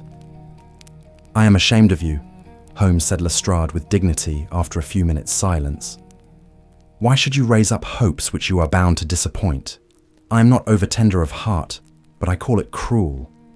I think that I see my way to clearing." "James McCarthy," said Holmes. "Have you an order to see him in prison?" "Yes, but only for you and me." "Then I shall reconsider my resolution about going out. We have still time to take a train to Hereford and see him tonight ample." "Then let us do so." "Watson, I fear that you will find it very slow, but I shall only be away a couple of hours." I walked down to the station with them, and then wandered through the streets of the little town, finally returning to the hotel where I lay upon the sofa and tried to interest myself in a yellow-backed novel. The puny plot of the story was so thin, however, when compared to the deep mystery through which we were groping, and I found my attention wander so continually from the action to the fact that I at last flung it across the room and gave myself up entirely to a consideration of the events of the day. Supposing that this unhappy young man's story were absolutely true, then what hellish thing, what absolutely unforeseen and extraordinary calamity could have occurred between the time when he parted from his father and the moment when, drawn back by his screams, he rushed into the glade? It was something terrible and deadly. What could it be? Might not the nature of the injuries reveal something to my medical instincts? I rang the bell and called for the weekly county paper, which contained a verbatim account of the inquest. In the surgeon's deposition, it was stated that the posterior third of the left parietal bone and the left half of the occipital bone had been shattered by a heavy blow from a blunt weapon. I marked the spot upon my own head. Clearly such a blow must have been struck from behind. That was to some extent in favour of the accused, as when seen quarrelling he was face to face with his father. Still, it did not go for very much, for the older man might have turned his back before the blow fell. Still, it might be worthwhile to call Holmes's attention to it. Then there was the peculiar dying reference to a rat. What could that mean? It could not be delirium. A man dying from a sudden blow does not commonly become delirious. No, it was more likely to be an attempt to explain how he met his fate. But what could it indicate? I cudgelled my brains to find some possible explanation. And then the incident of the grey cloth seen by young McCarthy. If that were true, the murderer must have dropped some part of his dress, presumably his overcoat, in his flight, and must have had the hardihood to return and to carry it away at the instant when the son was kneeling with his back turned not a dozen paces off. What a tissue of mysteries and improbabilities the whole thing was. I did not wonder at Lestrade's opinion, and yet I had so much faith in Sherlock Holmes' insight that I could not lose hope as long as every fresh fact seemed to strengthen his conviction of young McCarthy's innocence. It was late before Sherlock Holmes returned. He came back alone, for Lestrade was staying in lodgings in the town. "The glass still keeps very high," he remarked as he sat down. "It is of importance that it should not rain before we are able to go over the ground. On the other hand, a man should be at his very best and keenest for such nice work as that, and I did not wish to do it when fagged by a long journey. I have seen young McCarthy. And what did you learn from him? Nothing. Could he throw no light? None at all. I was inclined to think at one time that he knew who had done it and was screening him or her. But I am convinced now that he is as puzzled as everyone else. He is not a very quick-witted youth, though comely to look at, and I should think sound at heart. I cannot admire his taste. I remarked, if it is indeed a fact, that he was averse to a marriage with so charming a young lady as this Miss Turner. Ah, thereby hangs a rather painful tale. This fellow is madly, insanely in love with her, but some 2 years ago, when he was only a lad, and before he really knew her, for she had been away 5 years at a boarding school. What does the idiot do but get into the clutches of a barmaid in Bristol and marry her at a registry office? No one knows a word of the matter, but you can imagine how maddening it must be to him to be upbraided for not doing what he would give his very eyes to do, but what he knows to be absolutely impossible. It was sheer frenzy of this sort which made him throw his hands up into the air when his father at their last interview was goading him on to propose to Miss Turner. On the other hand, he had no means of supporting himself, and his father, who was by all accounts a very hard man, would have thrown him over utterly had he known the truth. It was with his barmaid wife that he had spent the last 3 days in Bristol, and his father did not know where he was. Mark that point. It is of importance. Good has come out of evil, however, for the barmaid, finding from the papers that he is in serious trouble and likely to be hanged, has thrown him over utterly and has written to him to say that she has a husband already in the Bermuda dockyard, so that there is really no tie between them. I think that that bit of news has consoled young McCarthy for all that he has suffered. But if he is innocent who has done it, who I would call your attention very particularly to 2 points. One is that the murdered man had an appointment with someone at the pool, and that the someone could not have been his son, for his son was away, and he did not know when he would return. The second is that the murdered man was heard to cry, "Cooey!" before he knew that his son had returned. Those are the crucial points upon which the case depends. And now, let us talk about George Meredith, if you please, and we shall leave all minor matters until tomorrow. There was no rain, as Holmes had foretold, and the morning broke bright and cloudless. At 9 o'clock, Lestrade called for us with the carriage, and we set off for Hatherley Farm and the Boscombe pool. "There is serious news this morning," Lestrade observed. "It is said that Mr. Turner of the Hall is so ill that his life is despaired of." "An elderly man, I presume," said Holmes. "About 60, but his constitution has been shattered by his life abroad, and he has been in failing health for some time. This business has had a very bad effect upon him. He was an old friend of McCarthy's, and I may add a great benefactor to him, for I have learned that he gave him Hatherley Farm rent-free." "Indeed, that is interesting," said Holmes. "Oh yes. In 100 other ways he has helped him. Everybody about here speaks of his kindness to him." The 5 orange pips. When I glance over my notes and records of the Sherlock Holmes cases between the years 82 and 90, I am faced by so many which present strange and interesting features that it is no easy matter to know which to choose and which to leave. Some, however, have already gained publicity through the papers, and others have not offered a field for those peculiar qualities which my friend possessed in so high a degree, and which it is the object of these papers to illustrate. Some, too, have baffled his analytical skill, and would be as narratives beginnings without an ending, while others have been but partially cleared up, and have their explanations founded rather upon conjecture and surmise than on that absolute logical proof which was so dear to him. There is, however, one of these last, which was so remarkable in its details, and so startling in its results, that I am tempted to give some account of it, in spite of the fact that there are points in connection with it which never have been, and probably never will be, entirely cleared up.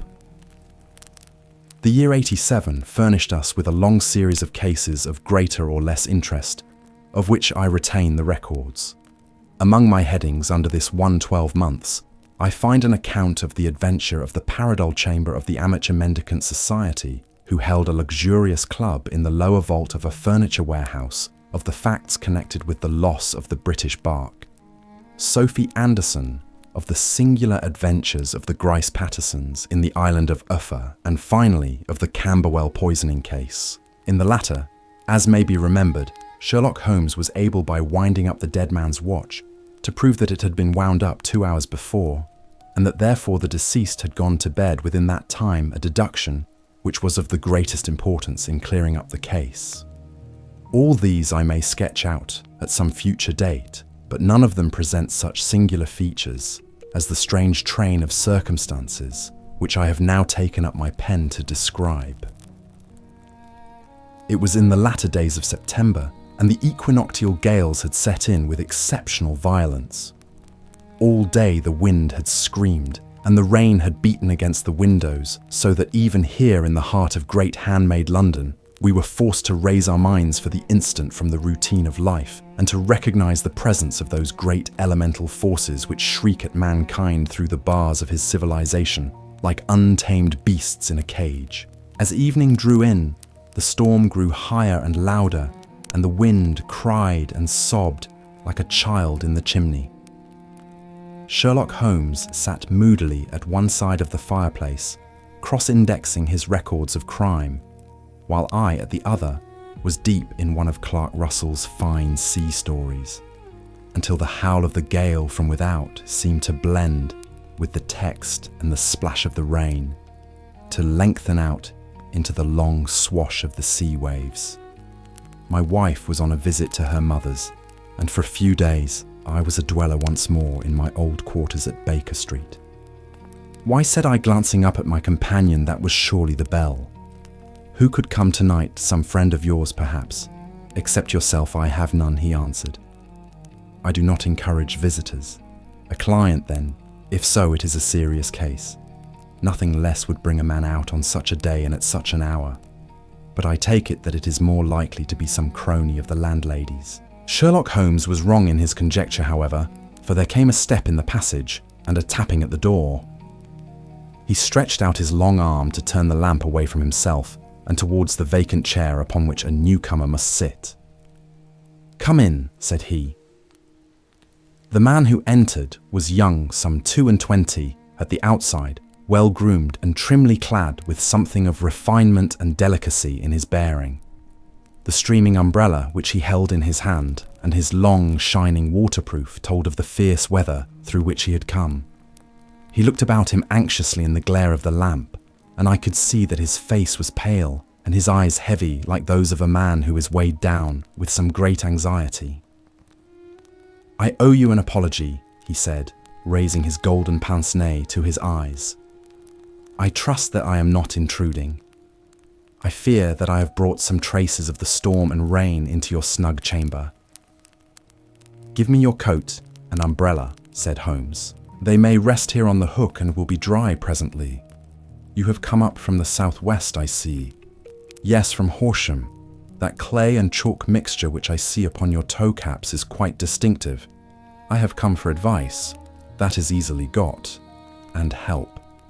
That is not always so easy." "I've heard of you, Mr. Holmes. I heard from Major Prendergast how you saved him in the Tankerville Club scandal." "Ah, of course. He was wrongfully accused of cheating at cards. He said that you could solve anything. He said too much, that you are never beaten. I have been beaten 4 times, 3 times by men, and once by a woman. But what is that compared with the number of your successes? It is true that I have been generally successful." "Then you may be so with me. I beg that you will draw your chair up to the fire and favour me with some details as to your case. It is no ordinary one. None of those which come to me are. I am the last court of appeal, and yet I question, sir, whether in all your experience you have ever listened to a more mysterious and inexplicable chain of events than those which have happened in my own family." "You fill me with interest," said Holmes.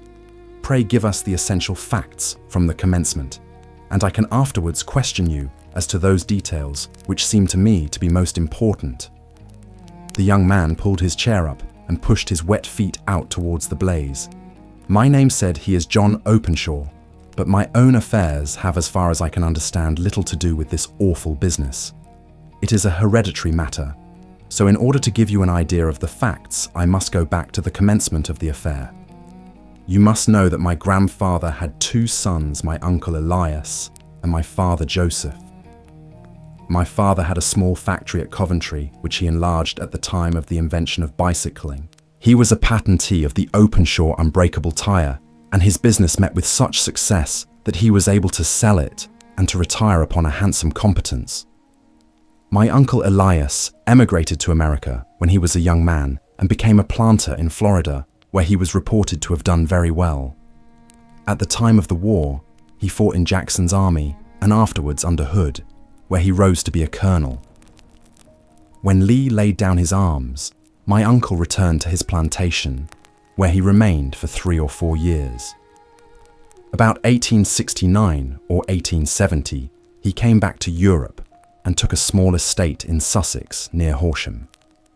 He had made a very considerable fortune in the States, and his reason for leaving them was his aversion to the Negroes and his dislike of the Republican policy in extending the franchise to them. He was a singular man, fierce and quick-tempered, very foul-mouthed when he was angry, and of a most retiring disposition. During all the years that he lived at Horsham, I doubt if ever he set foot in the town. He had a garden and 2 or 3 fields round his house, and there he would take his exercise, though very often, for weeks on end, he would never leave his room. He drank a great deal of brandy and smoked very heavily, but he would see no society and did not want any friends, not even his own brother. He didn't mind me. In fact, he took a fancy to me, for at the time when he saw me first, I was a youngster of 12 or so. This would be in the year 1878, after he had been 8 or 9 years in England. He begged my father to let me live with him, and he was very kind to me in his way. When he was sober, he used to be fond of playing backgammon and draughts with me, and he would make me his representative, both with the servants and with the tradespeople, so that by the time that I was 16, I was quite master of the house. I kept all the keys and could go where I liked and do what I liked, so long as I did not disturb him in his privacy. There was one singular exception, however, for he had a single room, a lumber room up among the attics, which was invariably locked, and which he would never permit either me or anyone else to enter. With a boy's curiosity, I have peeped through the keyhole, but I was never able to see more than such a collection of old trunks and bundles as would be expected in such a room. One day, it was in March 1883, a letter with a foreign stamp lay upon the table in front of the Colonel's plate. It was not a common thing for him to receive letters, for his bills were all paid in ready money, and he had no friends of any sort. "From India," said he as he took it up. "Pondicherry postmark. What can this be?" Opening it hurriedly out there, jumped 5 little dried orange pips, which pattered down upon his plate. I began to laugh at this, but the laugh was struck from my lips at the sight of his face.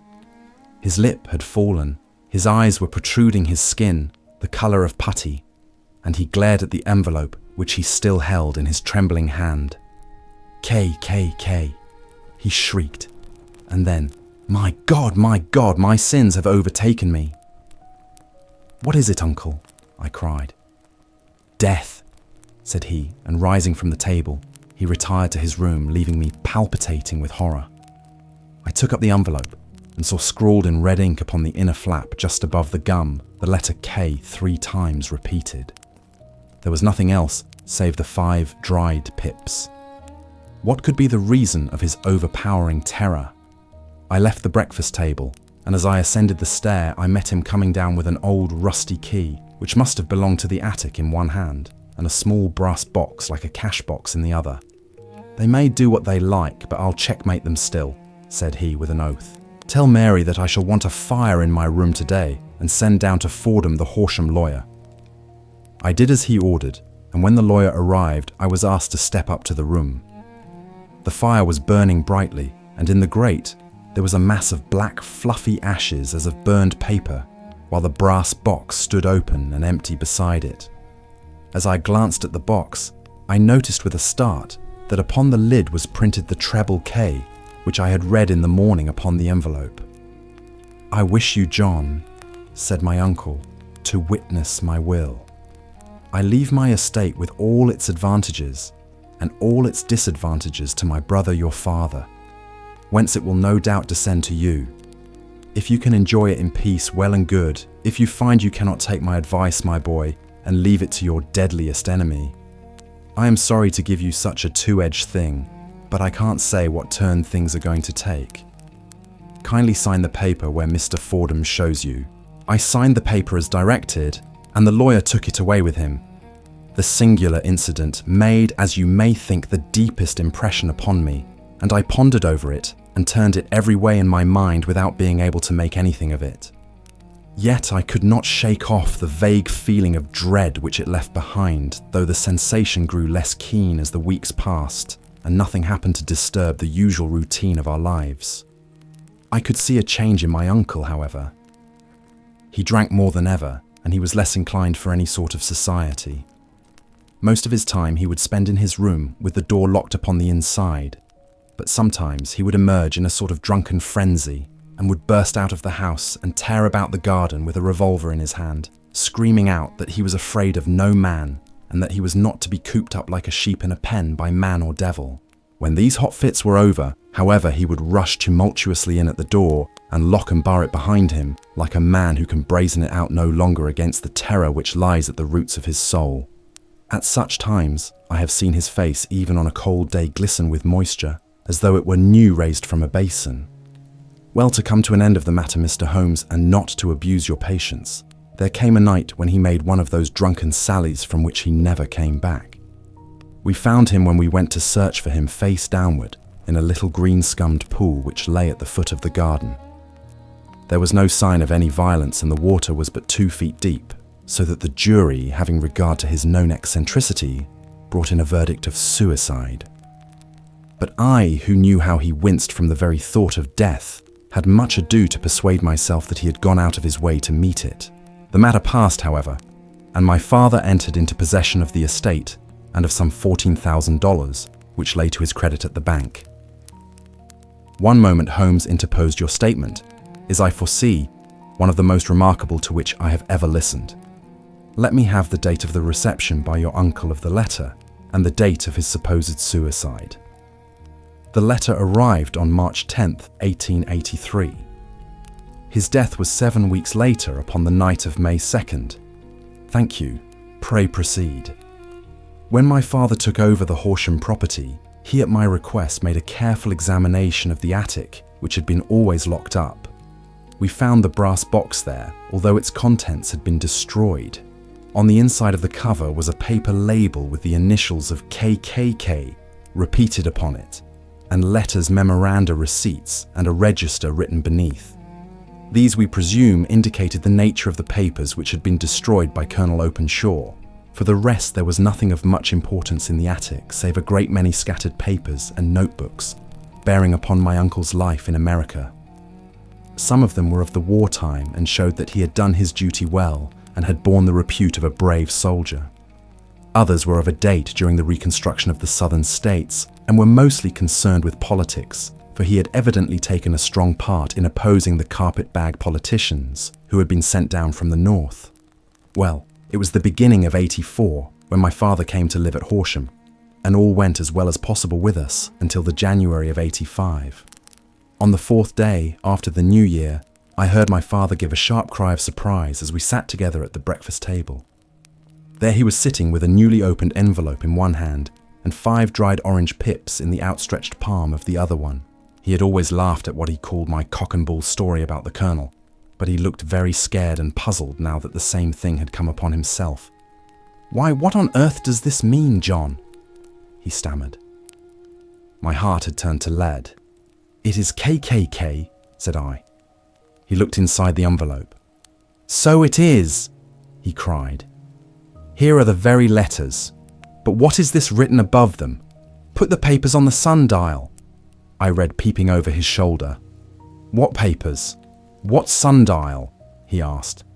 "The sundial in the garden." "There is no other," said I. "But the papers must be those that are destroyed." "Pooh," said he, gripping hard at his courage. "We are in a civilized land here, and we can't have tomfoolery of this kind. Where does the thing come from?" "From Dundee," I answered, glancing at the postmark. "Some preposterous practical joke," said he. "What have I to do with sundials and papers? I shall take no notice of such nonsense." "I should certainly speak to the police," I said, "and be laughed at for my pains. Nothing of the sort." "Then let me do so." "No, I forbid you. I won't have a fuss made about such nonsense." It was in vain to argue with him, for he was a very obstinate man. I went about, however, with a heart which was full of forebodings. On the third day after the coming of the letter, my father went from home to visit an old friend of his, Major Freebody, who is in command of one of the forts upon Portsdown Hill. I was glad that he should go, for it seemed to me that he was farther from danger when he was away from home. In that, however, I was in error. Upon the second day of his absence, I received a telegram from the Major imploring me to come at once. My father had fallen over one of the deep chalk pits which abound in the neighbourhood and was lying senseless with a shattered skull. I hurried to him, but he passed away without having ever recovered his consciousness. He had, as it appears, been returning from Fareham in the twilight, and as the country was unknown to him and the chalk pit unfenced, the jury had no hesitation in bringing in a verdict of death from accidental causes. Carefully as I examined every fact connected with his death, I was unable to find anything which could suggest the idea of murder.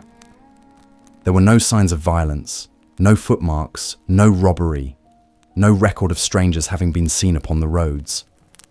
And yet, I need not tell you that my mind was far from at ease, and that I was well nigh certain that some foul plot had been woven round him. In this sinister way, I came into my inheritance. You will ask me why I did not dispose of it. I answer, because I was well convinced that our troubles were in some way dependent upon an incident in my uncle's life, and that the danger would be as pressing in one house as in another. It was in January 85 that my poor father met his end, and 2 years and 8 months have elapsed since then. During that time I have lived happily at Horsham, and I had begun to hope that this curse had passed away from the family, and that it had ended with the last generation.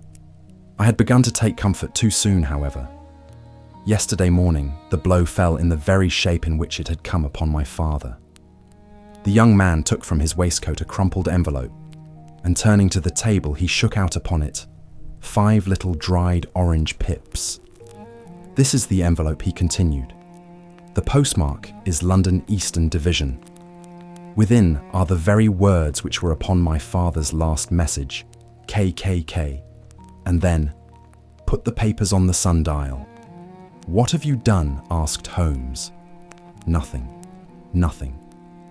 To tell the truth, he sank his face into his thin white hands. I have felt helpless. I have felt like one of those poor rabbits when the snake is writhing towards it. I seem to be in the grasp of some resistless, inexorable evil, which no foresight and no precautions can guard against. Tut tut, cried Sherlock Holmes. You must act man, or you are lost. Nothing but energy can save you. This is no time for despair. I have seen the police. Ah, but they listened to my story with a smile. I am convinced that the inspector has formed the opinion that the letters are all practical jokes, and that the deaths of my relations were really accidents, as the jury stated, and were not to be connected with the warnings. Holmes shook his clenched hands in the air. Incredible imbecility, he cried.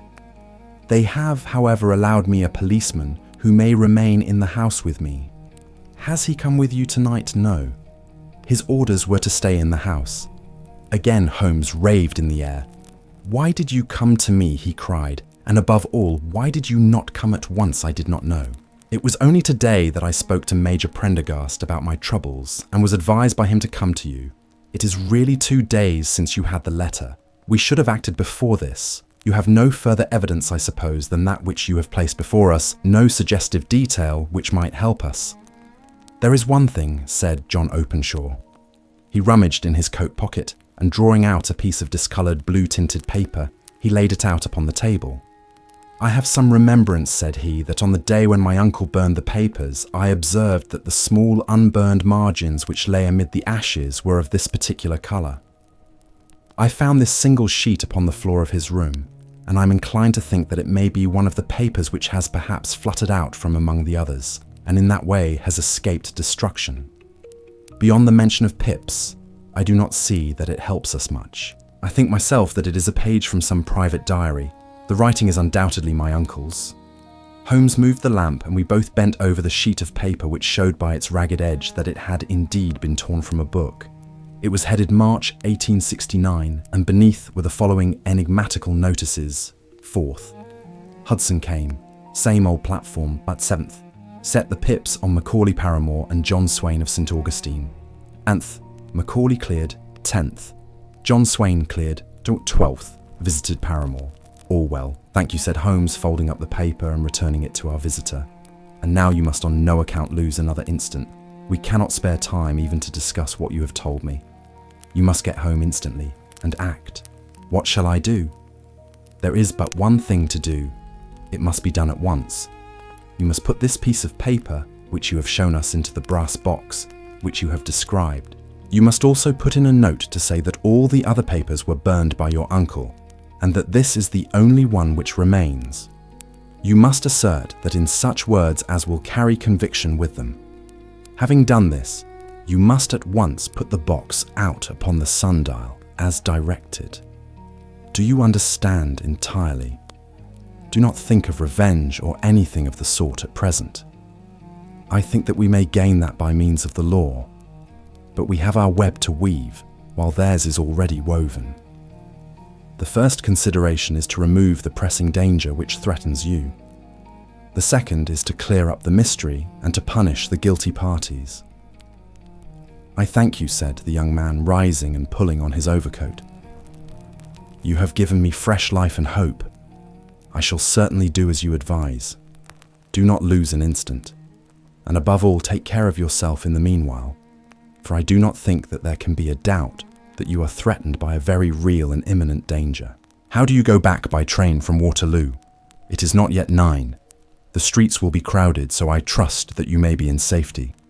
And yet you cannot guard yourself too closely. I am armed. That is well. Tomorrow I shall set to work upon your case. I shall see you at Horsham then.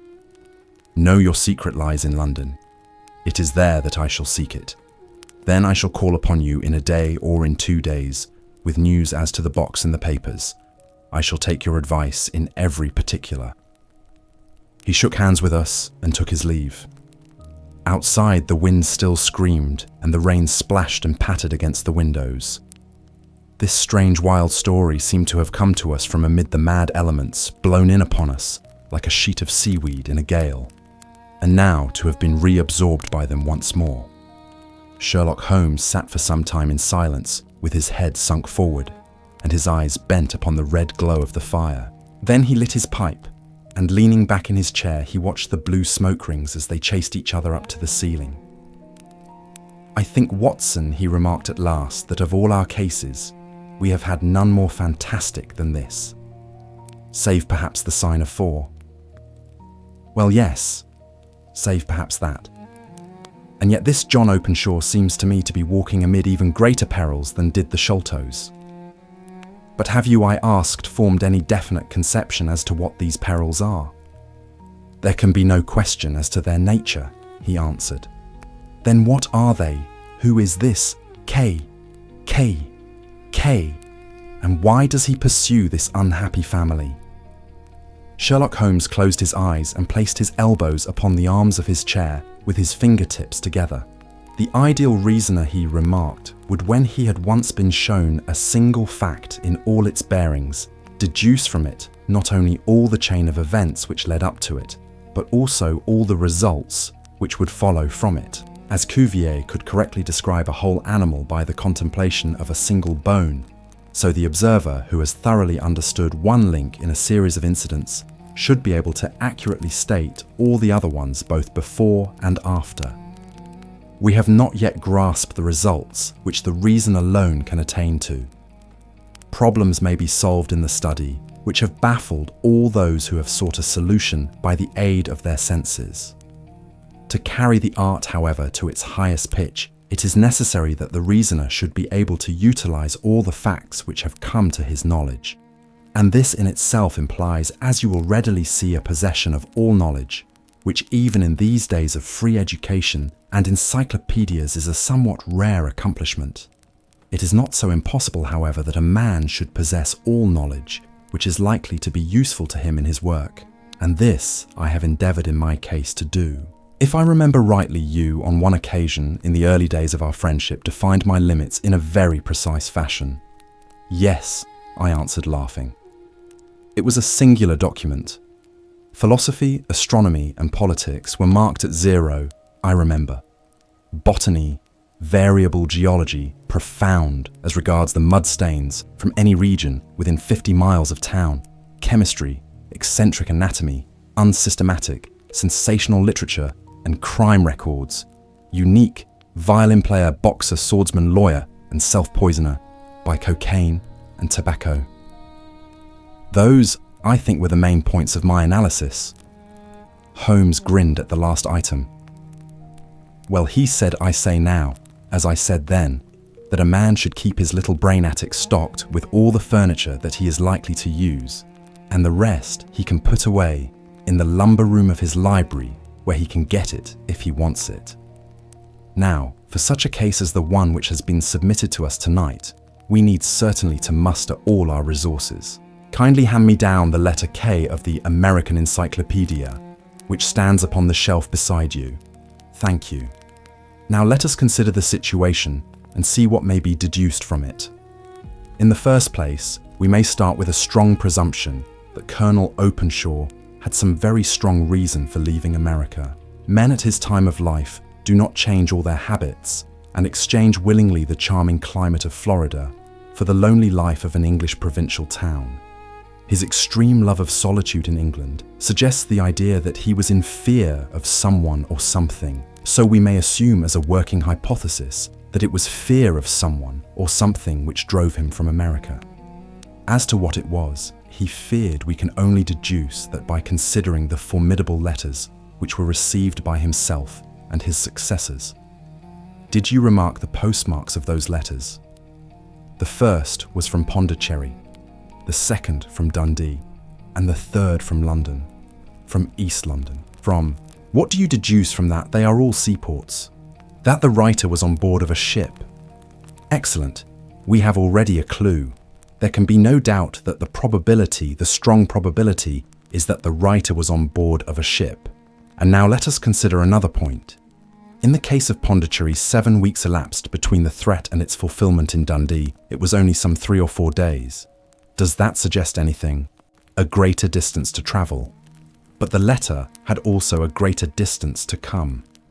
Then I do not see the point. There is at least a presumption that the vessel in which the man or men are is a sailing ship. It looks as if they always send their singular warning or token before them when starting upon their mission. You see how quickly the deed followed the sign when it came from Dundee. If they had come from Pondicherry in a steamer, they would have arrived almost as soon as their letter. But as a matter of fact, 7 weeks elapsed. I think that those 7 weeks represented the difference between the mailboat which brought the letter and the sailing vessel which brought the writer. It is possible. More than that, it is probable. And now you see the deadly urgency of this new case and why I urged young Openshaw to caution. The blow has always fallen at the end of the time which it would take the senders to travel the distance, but this one comes from London, and therefore we cannot count upon delay. Good God, I cried. What can it mean, this relentless persecution? The papers which Openshaw carried are obviously of vital importance to the person or persons in the sailing ship. I think that it is quite clear that there must be more than one of them. A single man could not have carried out 2 deaths in such a way as to deceive a coroner's jury. There must have been several in it, and they must have been men of resource and determination. Their papers they mean to have be the holder of them who it may. In this way, you see KKK ceases to be the initials of an individual and becomes the badge of a society. But of what society have you never said, Sherlock Holmes, bending forward and sinking his voice? Have you never heard of the Ku Klux Klan? I never have.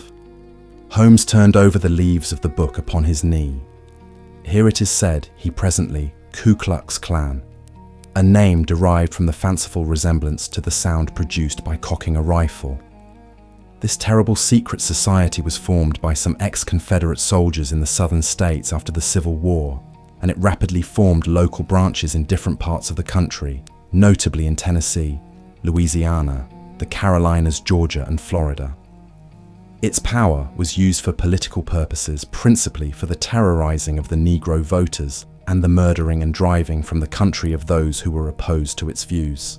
Its outrages were usually preceded by a warning sent to the marked man in some fantastic but generally recognized shape, a sprig of oak leaves, in some parts melon seeds, or orange pips in others. On receiving this, the victim might either openly abjure his former ways or might fly from the country. If he braved the matter out, death would unfailingly come upon him, and usually in some strange and unforeseen manner. So perfect was the organization of the society, and so systematic its methods, that there is hardly a case upon record where any man succeeded in braving it with impunity, or in which any of its outrages were traced home to the perpetrators. For some years, the organization flourished in spite of the efforts of the United States government and of the better classes of the community in the South. Eventually, in the year 1869, the movement rather suddenly collapsed, although there have been sporadic outbreaks of the same sort since that date. You will observe, said Holmes, laying down the volume, that the sudden breaking up of the society was coincident with the disappearance of Openshaw from America with their papers. It may well have been cause and effect. It is no wonder that he and his family have some of the more implacable spirits upon their track. You can understand that this register and diary may implicate some of the first men in the South, and that there may be many who will not sleep easy at night until it is recovered. Then the page we have seen is such as we might expect. It ran, if I remember right, sent the pips to A, B and C, that is, sent the society's warning to them. Then there are successive entries that A and B cleared or left the country, and finally that C was visited, with, I fear, a sinister result for C. Well, I think, Doctor, that we may let some light into this dark place, and I believe that the only chance young Openshaw has in the meantime is to do what I have told him. There is nothing more to be said or to be done tonight. So hand me over my violin and let us try to forget for half an hour the miserable weather and the still more miserable ways of our fellow men. It had cleared in the morning, and the sun was shining with a subdued brightness through the dim veil which hangs over the great city. Sherlock Holmes was already at breakfast when I came down. "You will excuse me for not waiting for you," said he. I foresee a very busy day before me in looking into this case of young Openshaw's." "What steps will you take?" I asked. "It will very much depend upon the results of my first inquiries. I may have to go down to Horsham after all." "You will not go there first." "No, I shall commence with the city. Just ring the bell and the maid will bring up your coffee." As I waited, I lifted the unopened newspaper from the table and glanced my eye over it. It rested upon a heading which sent a chill to my heart. "Holmes," I cried, "you are too late. You are too." "Ah," said he, laying down his cup, "I feared as much. How was it done?" He spoke calmly, but I could see that he was deeply moved. My eye caught the name of Openshaw and the heading, "Tragedy near Waterloo Bridge." Here is the account. "Between 9 and 10 last night, Police Constable Cook of the H Division on duty near Waterloo Bridge heard a cry for help and a splash in the water. The night, however, was extremely dark and stormy, so that in spite of the help of several passers-by, it was quite impossible to effect a rescue. The alarm, however, was given, and by the aid of the water police, the body was eventually recovered. It proved to be that of a young gentleman whose name, as it appears from an envelope which was found in his pocket, was John Openshaw, and whose residence is near Horsham. It is conjectured that he may have been hurrying down to catch the last train from Waterloo Station, and that in his haste and the extreme darkness he missed his path and walked over the edge of one of the small landing places for river steamboats. The body exhibited no traces of violence, and there can be no doubt that the deceased had been the victim of an unfortunate accident, which should have the effect of calling the attention of the authorities to the condition of the riverside landing stages. We sat in silence for some minutes, Holmes more depressed and shaken than I had ever seen him. "That hurts my pride, Watson," he said at last. "It is a petty feeling, no doubt, but it hurts my pride. It becomes a personal matter with me now, and if God sends me health, I shall set my hand upon this gang." that he should come to me for help, and that I should send him away to his death. He sprang from his chair and paced about the room in uncontrollable agitation, with a flush upon his sallow cheeks and a nervous clasping and unclasping of his long, thin hands. "They must be cunning devils," he exclaimed at last. "How could they have decoyed him down there? The embankment is not on the direct line to the station. The bridge no doubt was too crowded even on such a night for their purpose.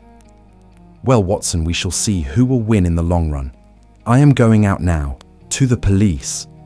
No, I shall be my own police. When I have spun the web, they may take the flies, but not before."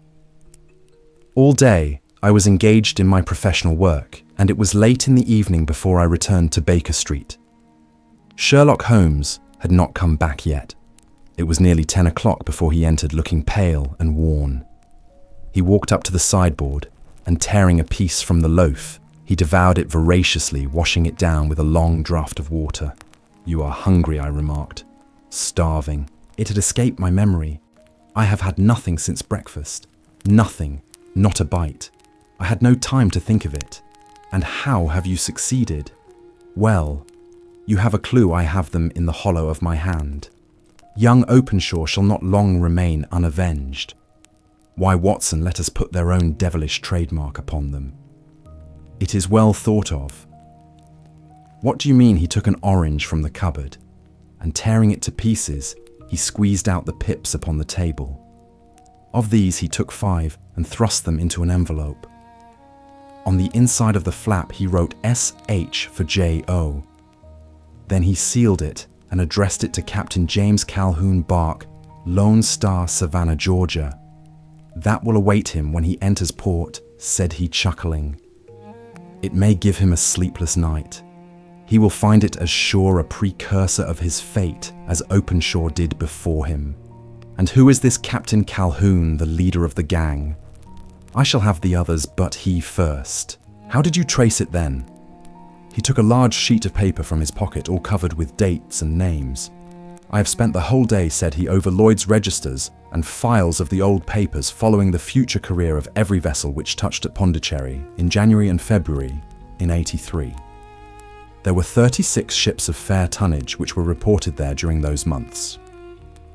Of these one, the Lone Star, instantly attracted my attention, since although it was reported as having cleared from London, the name is that which is given to one of the states of the Union. Texas, I think. I was not, and am not sure which, but I knew that the ship must have an American origin. What then? I searched the Dundee records, and when I found that the bark Lone Star was there in January '85, my suspicion became a certainty. I then inquired as to the vessels which lay at present in the port of London. Yes, the Lone Star had arrived here last week. I went down to the Albert Dock and found that she had been taken down the river by the early tide this morning, homeward bound to Savannah. I wired to Gravesend and learned that she had passed some time ago, and as the wind is easterly, I have no doubt that she is now past the Goodwins and not very far from the Isle of Wight. What will you do then? Oh, I have my hand upon him. He and the 2 mates are, as I learn, the only native-born Americans in the ship. The others are Finns and Germans. I know also that they were all 3 away from the ship last night. I had it from the stevedore who has been loading their cargo. By the time that their sailing ship reaches Savannah, the mailboat will have carried this letter, and the cable will have informed the police of Savannah that these 3 gentlemen are badly wanted here upon a charge of murder. There is ever a flaw, however, in the best laid of human plans, and the murderers of John Openshaw were never to receive the orange pips, which would show them that another as cunning and as resolute as themselves was upon their track. Very long and very severe were the equinoctial gales that year. We waited long for news of the Lone Star of Savannah, but none ever reached us. We did at last hear that somewhere far out in the Atlantic, a shattered stern post of a boat was seen swinging in the trough of a wave with the letters LS carved upon it. And that is all which we shall ever know of the fate of the Lone Star. And so ends another tale from the quiet streets of London, where love, deceit, and deduction meet beneath the same gaslight. What would you have done had you stood in Holmes's place tonight? Leave your thoughts below, and stay close, for the next case waits just beyond the turning of the fog. Until then, rest well, and let the mystery linger in your dreams.